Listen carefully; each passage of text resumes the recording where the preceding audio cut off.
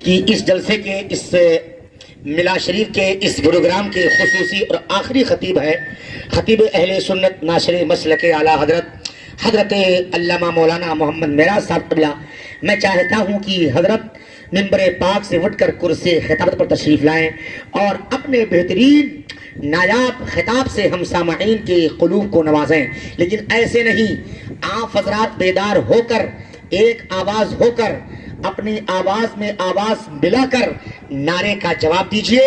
اگر آپ حضرات کا نعرہ بلند ہوا، آواز بیداری کے ساتھ نکلی، تو انشاءاللہ تعالی آپ محبت کے ساتھ بہترین خطاب بھی سماعت کریں گے۔ نعرہ تکبیر! دم ہے لیکن تھوڑا سا کم ہے۔ نہ بارود و گولی نہ بم دیکھتے ہیں، محمد کے دیوانے دم دیکھتے ہیں۔ کیوں بھیک مانگتے ہو گنہگار کی طرح، حق چاہیے تو چھین لو حقدار کی طرح۔ ارے باطل کا کلیجہ دہل اٹھے دوستو، نعرہ لگاؤ حیدر کرار کی طرح۔ جھوم کر نعرہ رسالت، مسلک اعلیٰ حضرت، جشن شہدائے کربلا، نعرہ تکبیر، علماء اہل سنت حضرت علامہ مولانا محمد معراج صاحب قبلہ، نعرہ تکبیر، نعرہ رسالت۔ اسی شعر کے ساتھ دعوت سخندو کرسی خطابت پر تشریف لائیں، عالم حق بیان، خطیب ذیشان، فصیح اللسان، بلیغ البیان، ہم سب کے مہمان حضرت علامہ مولانا محمد معراج صاحب۔ ہم زندہ ہے، نانا کے نواسوں نے مسلح نہیں چھوڑا، سر تن سے جدا ہو گیا سجدہ نہیں چھوڑا۔ آتی ہے صدا آج بھی کربل کی زمین سے، زینب نے کسی حال میں پردہ نہیں چھوڑا۔ ہر آنکھ چاہتی ہے زیارت حسین کی، ہر آنکھ چاہتی ہے زیارت حسین کی، جس دل میں بس گئی ہے محبت حسین کی، جس دل میں بس گئی ہے محبت حسین کی۔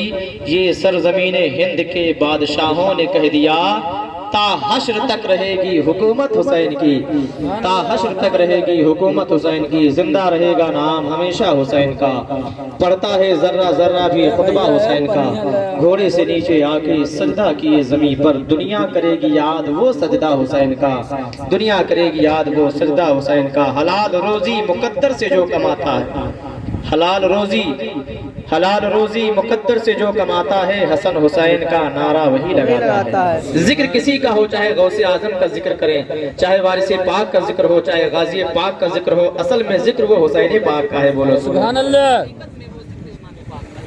ذکر کسی کا ہو، ذکر چاہے خواجہ غریب نواز کا ہم لوگ کریں، وارث پاک کا کریں، کسی اولیاء کا کریں، حقیقت میں وہ ذکر ہوتا ہے جو امام حسین کا ہوتا ہے۔ اس لیے یہ سارے صاحبزادے سیدزادے امام حسین کے بیٹے ہیں۔ سبحان اللہ، امام حسین کے ابھی آپ لوگوں نے شاعر ہندوستان، جو ہندوستان کے نوجوانوں کے دل کی دھڑکن بنے ہوئے شاعر ہیں، ہر نوجوان بلکہ پورے دیوی پاٹن منڈل جو ہے کئی جگہ آتا ہے، اس میں نوجوانوں کی جو دھڑکن ہر سب کی زبان پر اس وقت جو کسی کا نام آتا ہے وہ قاری ثناء الرحمن صاحب کا نام ہے۔ میں بڑی ان سے محبت کرتا ہوں، ایک میرا الگ لگاؤ ہے، ہمارا بھی جو ہے ان سے الگ لگاؤ ہے۔ میں بڑی ان سے محبت بھی کرتا ہوں، ہمارے ساتھ ان کا جو جب بھی کہیں ملا شریف ہوتا ہے، ملا شریف میں حاضری کا شرف ہوتا ہے، میں دل کھول کر اپنا بھی ٹائم ان کو دیتا ہوں سنانے کا، اس لیے کہ میں ان کے نعت شریف بہت پسند کرتا ہوں۔ اور الحمدللہ آج آپ لوگوں نے بلایا ہے، مجھے بہت خوشی ہے، بہت اچھا انہوں نے سنایا۔ اور جب بھی آپ کے ہاں جلسہ ہو تو انہیں ضرور آپ لوگ یاد کیا، جب بھی آپ لوگ پروگرام کریں۔ لیکن نذرانہ کا کوئی مسئلہ تو نہیں،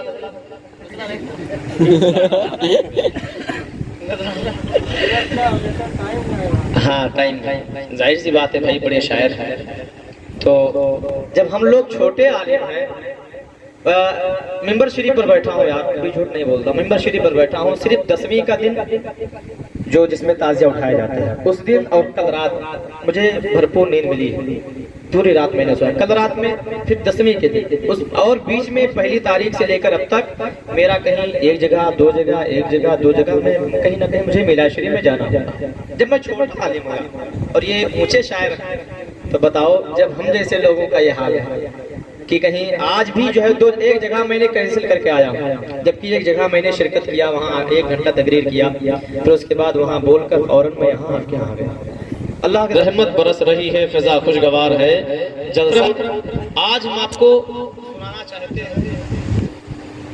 ابھی تک جو میں نے آپ کو سنایا تھا 2 دن میں، 4 محرم کو بازار میں، 5 کو آپ کے ہاں، تو میں نے 10ویں محرم سے پہلے جو امام حسین کے بچے، بھانجے، بھتیجے جو شہید ہوئے، کربلا کے واقعات 10ویں محرم سے پہلے جو ہوا وہ میں نے آپ کے سامنے پیش کیا، اور داستان کربلا سننے کے بعد ہر آنکھیں نم ہو جاتی، آنکھوں میں آنسوؤں کا سیلاب آ جاتا ہے، نہ چاہے کر بھی آنکھوں سے آنسو گرنے لگتے ہیں۔ اس لیے داستان کربلا ہمارے امام حسین رضی اللہ تعالیٰ عنہ اپنے بچوں کو، بھتیجوں کو، بھانجوں کو قربان کیا، اور کیسا ظلم ہوا ہے میں نے بیان کیا، لیکن آنکھیں نم ہو جاتی ہیں۔ لیکن جب بعد کربلا کے بعد ان یزیدیوں کا، ان خبیثوں کا، ان نالائقوں کا کیا حشر ہوتا ہے، ان کے ساتھ کیا سلوک ہوتا ہے، یہ بھی تو جاننا ضروری ہے۔ ضروری ان کا کیا حشر ہوا، کہاں کہاں مارے گئے، کیسے موت ہوئی، کہاں کہاں جلائے گئے، یہ بھی تو جاننا ضروری ہے۔ یہ سننے کے بعد قسم خدا کی جو آنسو ہمارے غم میں نکلتے ہیں، اور جب ان کا واقعہ ہم سناتے ہیں تو ہمارا سینہ بھی چوڑا ہو جاتا ہے، ہمیں بڑی خوشی ہوتی ہے۔ میں امید کرتا ہوں کہ آپ کو آج بڑی خوشی ہوگی، اس لیے ان کمینوں کا کیسے امام پاک کے مقابلے میں گئے تھے، آج میں وہ سنانے والا ہوں۔ بولو سبحان اللہ۔ اگر میں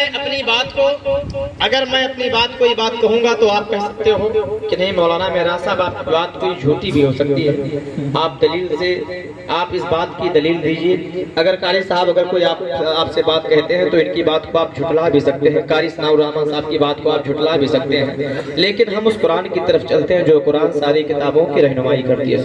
سبحان اللہ۔ پوری دنیا میں جو سب سے عظیم کتاب ہے وہ قرآن پاک ہے۔ سے پوچھتے ہیں قرآن بتا تیرا کیا خیال ہے حسین کے بارے میں، کربلا والوں کے بارے میں تیرا کیا خیال ہے؟ تو قرآن اعلان فرماتا ہے قرآن پاک، وَلَا تَحْسَبَنَّ الَّذِينَ قُتِلُوا فِي سَبِيلِ اللَّهِ أَمْوَاتًا، جو لوگ اللہ کی راہ میں قتل کیے جائیں، اس کا مطلب یہ ہے جو دین کو بچانے کے لیے، دین اسلام، قرآن کو بچانے کے لیے، مدرسوں کی آبرو بچانے کے لیے، مسجد کی حرمت کو قائم رکھنے کے لیے، مسجد و محراب و منبر کو بچانے کے لیے، مدرسوں کو، دین کو، ایمان کو کسی مسلمان پر آ جائے، اسلام پر آ جائے، اس کو بچانے کے لیے اگر بچانے میں جان کی باجی دینی پڑے، اگر وہ اپنی جان کو قربان کر دے، اسی کو شہید کہا جاتا ہے۔ سبحان اللہ۔ کتنی چیزوں کو، ایمان کو بچانے کے لیے، اگر ایمان بھی بچانا ہے، اگر قربانی پیش کرنی پڑے وہ بھی شہید ہوگا۔ بولو سبحان اللہ۔ ایمان کو بچانا، ایمان بہت بڑی دولت ہے۔ قرآن کو، مدرسہ کو، مسجد کو، اپنے اسلام کو بچانے کے لیے اگر آپ کو جان کی بازی لگانی پڑ جائے گی، ہم دین بچا لیں گے، ہم مدرسوں کو بچا لیں گے، مسجدوں کو بچا لیں گے، چاہے ہمیں جان کی بازی لگانی پڑ جائے۔ اگر جس نے اللہ کے راہ میں اپنے جان کو قربان کر دیا، اسی کے بارے میں قرآن کہتا ہے بل احیاؤن، بلکہ وہ لوگ زندہ ہیں۔ اندہ کے معنی ہوتے ہیں پاس کے، قریب کے، ربہم اپنے رب کے پاس، یرزقون جمع کا صیغہ ہے، وہ لوگ اپنے رب کے پاس روزی پاتے ہیں۔ سبحان اللہ۔